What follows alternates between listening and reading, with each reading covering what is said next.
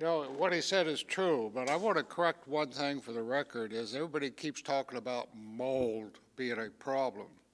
When you get into a water damaged building, whether it be a school, a house, or a building, there's more than mold present. We have a variety of species of fungi is what I refer them to, but also there are bacteria that are almost as dangerous, if not more dangerous than the fungi. And the bacteria consist of two groups, what we call gram-negative and gram-positive. The gram-negative bacteria are pathogenic. The gram-positive bacteria include a whole group called actinomycetes. And the actinomycetes produce toxins that are more toxic than the mycotoxins that are produced by the mold or the fungi. So what we're dealing with is a very complex indoor environment that's impinging upon the human being in that environment, and therefore the immune system gets busy and doesn't know what the hell it's doing to fight off, and the people then wind up being shifted into what we call a chronic inflammatory disease syndrome. The immune system is shifted over to try to correct this situation, but has been shifted over to where it begins attacking the own body with its cytokines and hormones that the immune system produces and causes general inflammation. Now, the general inflammation involves the brain, so they get into neurocognitive deficits, involves the lungs, so they get into respiratory distress, involves the muscles, so they lose muscle tone, a whole variety, so it just affects the whole organ. And I'm going to talk about 5 cases that I'm involved in and that we're writing the research papers on. And what happened? The first one is a 65-day-old infant that died. The infant died of what they call a RYE, R-E-Y-E apostrophe S syndrome. RYE syndrome is a general deterioration of the body, particularly the brain and the liver. And the child was born into a home that had water damage, conceived and then born into the home. The child was born in the hospital in respiratory distress and was stabilized and sent home. And within 65 days, back to the hospital a couple more times, within 65 days, died, suddenly died. We got involved in the case because we were called in as experts in the case. And what we did was we took autopsy materials and we actually took live tissue materials, muscle and connective tissues, before the infant died, and we studied them. One thing we found was the infant had what we call mitochondrial damage. Mitochondria are the little organelles in the body that produce the energy we need to work with. The mitochondria were so damaged that they weren't functioning. So the child really had an energy deficit. The other thing we did was we took the tissues and we looked for and identified both Aspergillus species in the child's tissues, and we also identified aflatoxins and trichothiocene mycotoxins in the tissues. Then we took the mother and we took her breast milk, and guess what? We found the mycotoxins in the breast milk. So now this child was exposed in utero and post-utero and died as a result of RYE syndrome. Now what happened to that case? Well, it got settled out of court already, and what they did was they locked up all the information. But they're not going to prevent me like they're trying to prevent Sharon from writing the truth. We're writing this paper up and it will be published. And we have identified all that. The next case is a lady by name who worked in a building on the East Coast. She started to work, she was healthy. Okay, by the way, these people are not immune suppressed, okay? These people are normal, healthy individuals. Worked in the building with water damage. She went to work and slowly began not feeling well and developed what she could, some rashes on her skin, et cetera. Goes to her doctor. Her doctor says, you need to see an allergist. She goes to an allergist, and guess what? She has suddenly developed allergies to Aspergillus, penicillium, and a few other molds. But she slowly got worse. She started developing headaches, lost her vision. They decided after losing her vision, they better do an MRI on her to see what was going on. and they found a mass in her sphenoid sinus and ethmoid sinus. Then they go in and they do a biopsy, and it comes back she has a neuroblastoma.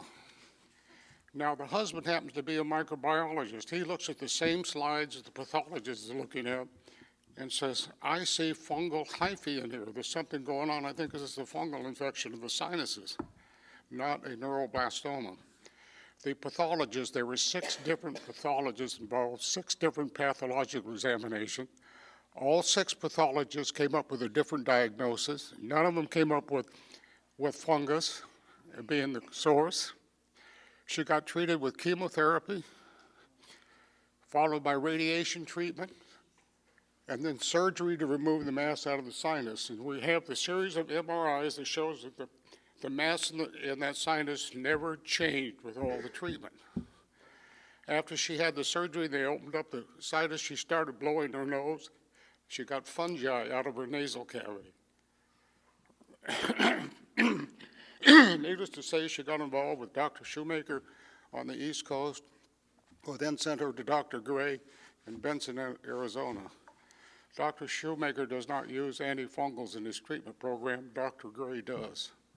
Dr. Gray puts her on antifungals, and we have the current MRIs, and guess what? Her sinuses are clear, and she is fairly healthy, but unfortunately, she is brain damaged to a slight extent. She has respiratory damage. She has muscle weakness, et cetera, et cetera. Now, here's a case of absolute misdiagnosis by pathologists who refused to listen to the husband, who said, I think I see mold, and here's the reason why. That's a horrible, tragic case. All righty. The next one, this is a couple right here in Folsom. They were in a water-damaged, brand-new home. It was a brand-new home, but of course, built by a builder who was too careful about construction. And this just recently happened, this in the last couple of years. This case, all these cases get settled out of court, and all the records get sealed, so nobody knows what's going on. But I'm going to write this story up, too. He develops what we call renal cell carcinoma in situ. She develops ductal breast cancer in situ. So they both have surgery. They remove the tumor off of his kidney. Fortunately, he has not come back. And they also did a bilateral mastectomy on her, got rid of the breast tissue. We take the breast tissues, and what we look for are for presence of fungal DNA and mycotoxins in the breast tissue and in the kidney. And guess what? That's what we found. We also tested their urine. We found the same mycotoxins in their urine. We also tested the environment and found the same organisms, the mycotoxins in the home. You know, that case got settled out of court. Again, a misdiagnosis. They go to the family doctor says, I don't know what to do. I have no idea what's going on. This last case, the next case I want to talk about is very briefly. It's right here in Sacramento. This is a young woman, age 41, her fiance, and her 12-year-old daughter. She is a trainer of horses, a little tiny thing, about 5 feet 1 or 2, and she could shove 1,500, 2,000-pound horses around and push them around. She goes to work for this outfit with her own business, has a business of doing massages on horses, race horses of various types, to make them feel better after a race. Doing very well. She moves into an apartment that's available to her and her fiance and her daughter on the horse ranch.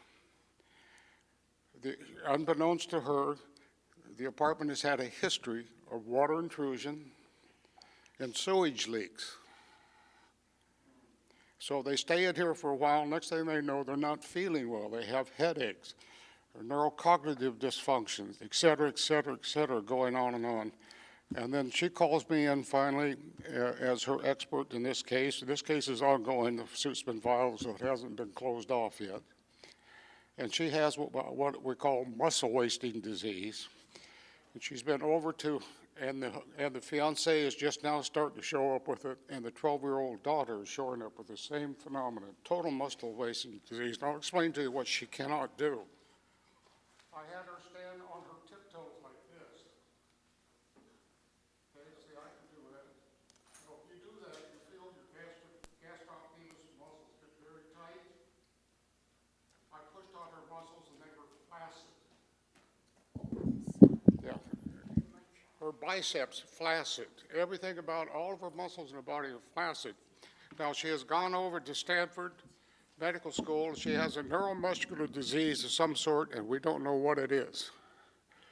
We have done biopsies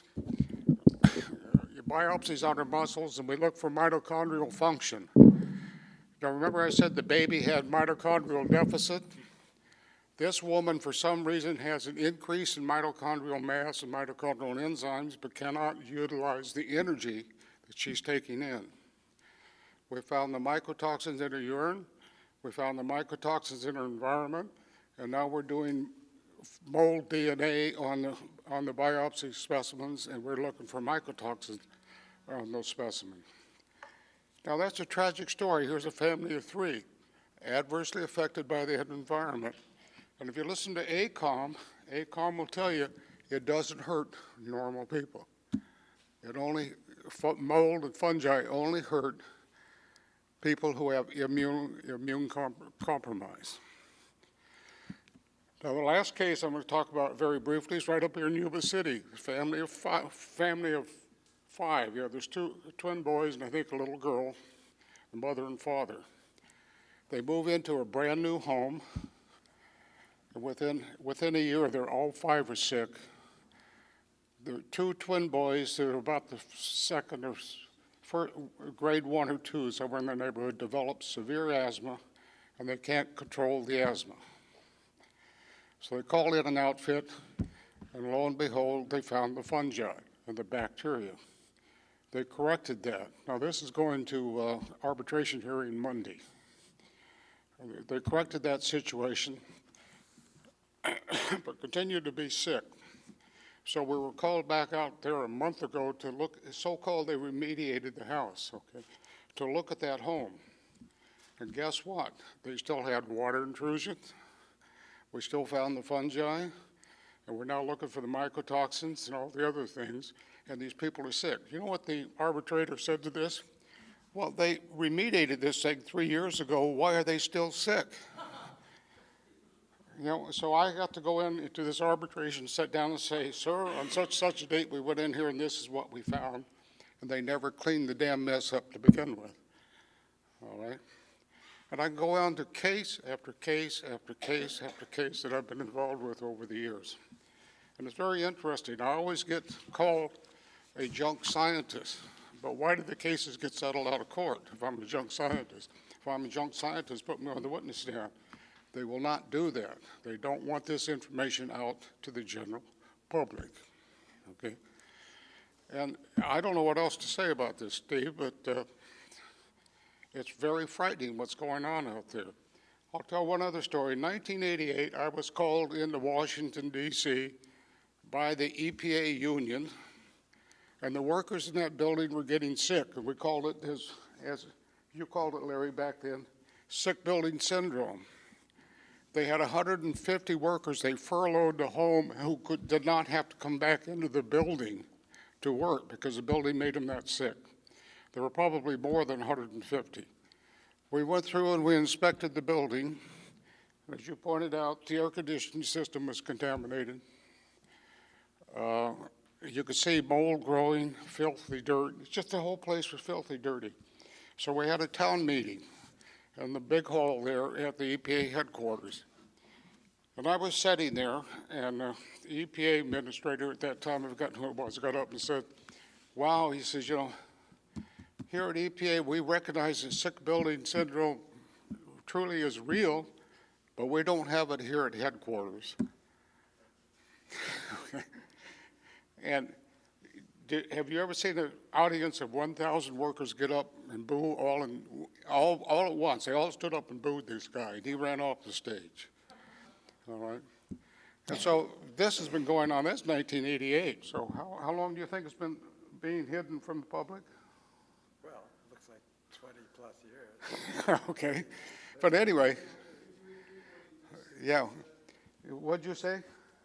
Well, this occurred in 1988? Yeah. Yeah, well, this is 2011, so. Well, and that was going on before then, because we were talking about earlier in the research papers about sick building syndrome, and guess who was denying that sick building syndrome existed? The industry, who was responsible for maintaining building. It didn't exist, okay? And that was 1988. What if the Legionnaire's disease kicked off a record? Right. But anyway, you know, it's, I don't know what else to say. I've been battling these issues since 1982 or so, or 1980, something like this. And it continues today, and it goes on and on and on. You heard what Dr. Rose had to say, and I see it from the other point of view, the injured people. Not only what happened in Poway, okay, but across the country. It's everywhere. The estimate I last saw was some 30 to 40% of the schools in this country are contaminated with mold and bacteria from intrusion. I was called and went down to Santa Maria on a high school with an industrial hygienist, and there were two workers who were put into little closet-like rooms, and the prior testing said, oh, there's nothing wrong with this environment. But what we did is we went in there and actually tested the environment under the working conditions. And what we found was extremely elevated carbon dioxide, which means poor ventilation. And then we took dust samples out of the heating system, and we tested them using what we call PCR DNA analysis. And guess what? Those two offices and the rest of the school have a history of mold and bacterial intrusion that the remediators and the industrial hygienists that they hired didn't look for. So right now, that is in the litigation on behalf of those two individuals who work with workers' comp, and we'll see where it goes from here. So what they do is they hire a group who doesn't do what they need to do to identify the problem and then deny that there is a problem. And now I have to go into court and say, well, this is what they did differently than we did differently. And this is the difference between the two analyses. This one is real and this one is false. You know, it's very difficult to convince a judge who's got his mind closed to begin with. But that's the type of thing that we have to do. All right, that's enough out of me. Thank you.